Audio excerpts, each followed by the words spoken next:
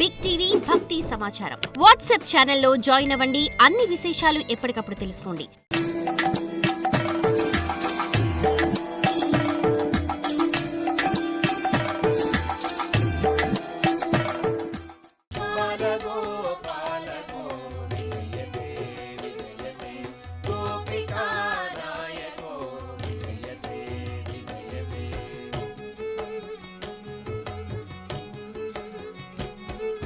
గగన దగన హరణ విపుల విమల ముఖతటో గగన దగన హరణ నిపుణ విపుల విమల ముఖతటో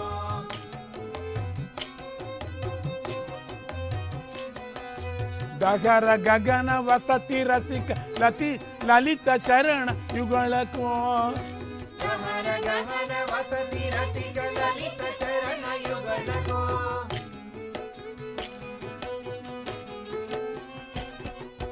ధనుజ దమున విభద భరణ చణ నిజరో విక్రమో ధనుజ దమన విబుధ భరణ చణ నిజోరు విక్రమో మహిత సచిదానంద సుందరాత్మకో విజయతే మహిత సచిదానంద సుందరాత్మకో విజయతే బాలగో బాలగో విజయతే విజయతే గోపికా నాయకో విజయతే విజయతే బాలగో బాలగో విజయతే విజయతే గోపికా నాయకో విజయతే అని ఆయన నేను ప్రార్థించాను. ఆయన నన్ను ప్రేమగా చూసి నా భయాన్ని పోగొట్టి అభయాన్ని ఇచ్చి రక్షించాడు. ఆ బాలుడి దయ వల్ల నేను ప్రళయకాల జలంలో చిక్కుకోకుండా సుఖంగా ఉండగలిగాను. ఇప్పుడు అవన్నీ చెబుతూ పోతే మహాగ్రంథమవుతుంది. అర్జున, ఒక్క మాట చెబుతాను, గుర్తుంచుకో. ఆ బాలుడు మరెవరో కాదు, నువ్వు బావా బావా అంటూ పిలుస్తున్నావే, ఆ భావే ఈ కృష్ణుడు. ఈ కృష్ణుడే ఆ బాలుడు. నీకోసం, నిన్ను ఉద్ధరించటం కోసం ఇటువంటి రూపాన్ని ధరించి ఒక సాధారణమైన మానవుడిలాగా నీతో తిరుగుతున్నాడు. నువ్వు ఈయనను తేలికగా తీసుకోవద్దు. ఈ కృష్ణుడే పరమాత్మ. ఏష ఏష పరం బ్రహ్మ, ఏష ఏష పరం బ్రహ్మ, కృష్ణ ఏష సనాతనః, కృష్ణ ఏష సనాతనః, సత్యో నిత్యో నిర్వికల్పో,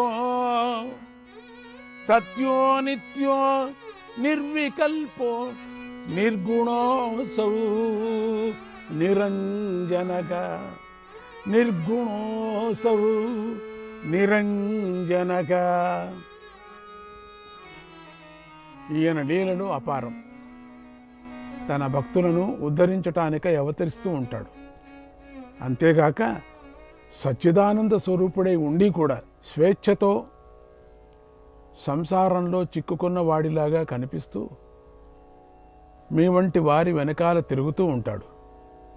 అంతేకాదు, సమయం వచ్చినప్పుడు మంత్రిగాను, సారథిగాను, సేవకుడిగాను అయి కట్టాలను కోరి తెచ్చుకుంటూ ఉంటాడు.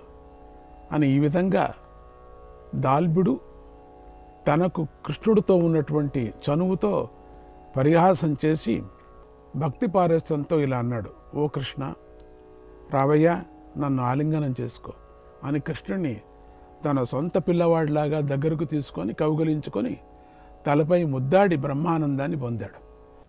దాల్బుడికి నమస్కరించి, మహానుభావ,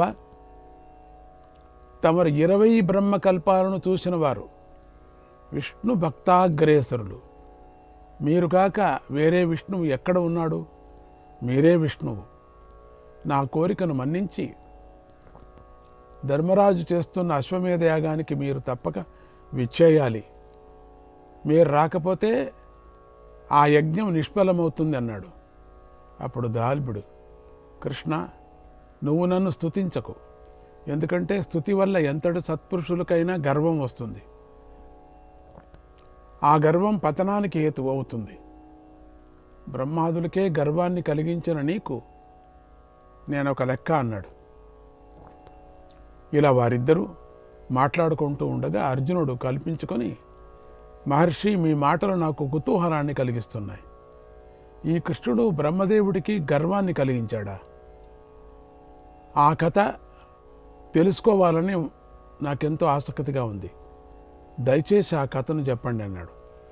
అప్పుడు దాల్భుడు ఇలా చెప్పాడు, అర్జున, ఒకప్పుడు నేను మర్రి చెట్టు కింద కూర్చొని తపస్సు చేసుకుంటూ ఉండగా బ్రహ్మదేవుడు నా ముందు ప్రత్యక్షమై వరం కోరుకో అన్నాడు.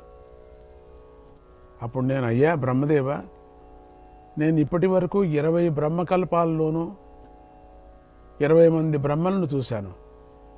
వారిలో నువ్వు చివరివాడివి. ఇలా ఉండగా నువ్వు నాకు వరమిస్తావా? నీ నుంచి నేనేమి తీసుకోగలను? నువ్వు ఏదో ఉత్సాహం కొద్ది వరమిస్తావంటున్నావు. నాకేమీ వద్దు అన్నాను. ఆ సమయంలో ఆ మాటలకు బ్రహ్మదేవుడికి కోపం వచ్చింది. నేను నవ్వుతూ కూర్చున్నాను. ఇంతలో మా ఇద్దరి మధ్యలో గల భూమి పెళ్ళున పెద్ద శబ్దంతో బద్దలైపోయింది. పగిలిన చోటు నుండి ప్రళయాకాల వాయువు పుట్టుకొచ్చింది.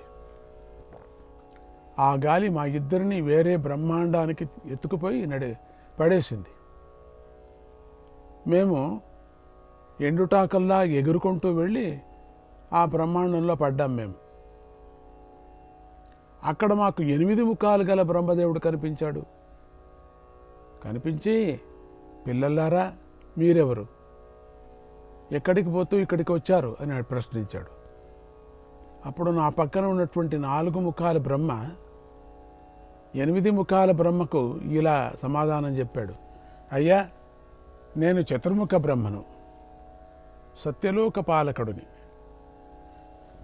ఈ ముని నా శిష్యుడు అన్నాడు.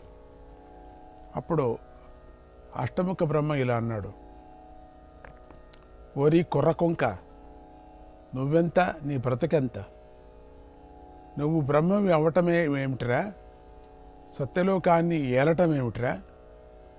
పిచ్చి పిచ్చి వేషాలు మాని మీరిద్దరూ నాకు శిష్యులై ఇక్కడే పడి ఉండండి అన్న, లేదా నా ప్రతాపం చూపిస్తానని గర్వంగా పలికాడు. అంతే, వెనుక వీచిన గాలి వచ్చి మరింత భయంకరంగా వీచింది. అప్పుడు మా ఇద్దరికీ తోడుగా ఇంకొకడు కలిశాడు. ఆ రాకాసి గాలి మమ్మల్ని ఎగురుకొట్టేసింది. మేము ముగ్గురము గడ్డిపరకలాగా ఎగురుకుంటూ ఇంకో బ్రహ్మాండంలోకి పోయి పడ్డాం. ఎన్ని బ్రహ్మాండాలు ఉన్నాయో! అక్కడ పెద్ద పెద్ద ఆకారాలు కలిగిన దివ్య పురుషులు మాకు కనిపించి, మీరెవరు అని వినయంగా అడిగారు. అప్పుడు మాలోని 8 ముఖాల బ్రహ్మ, నేను జగత్ విధాతనైనటువంటి బ్రహ్మదేవుణ్ణి అని గర్వంగా చెప్పాడు. అంతే, వారు పక్కన నవ్వుతూ చీమలను ఎత్తుకున్నట్లుగా మమ్మల్ని ఎత్తుకుపోయి 16 ముఖాలు గల బ్రహ్మదేవుడి ముందు ఉంచారు.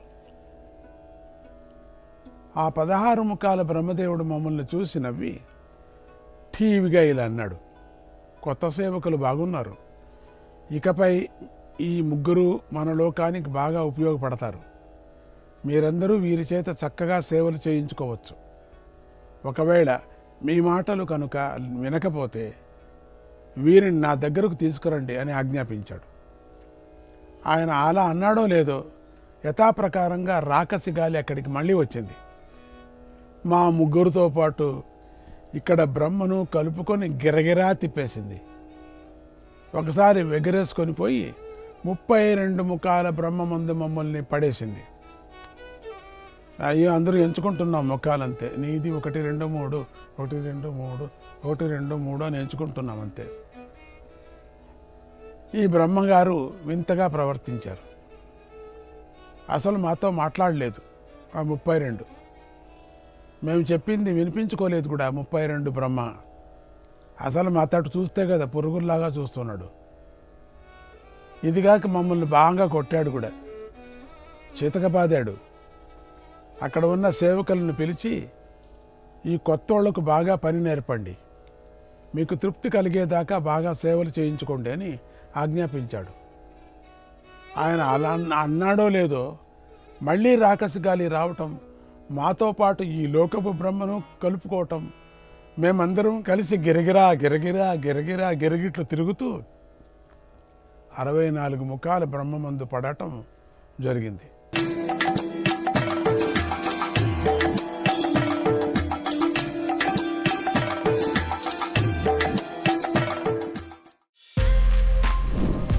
For more videos like this, subscribe Big TV channel.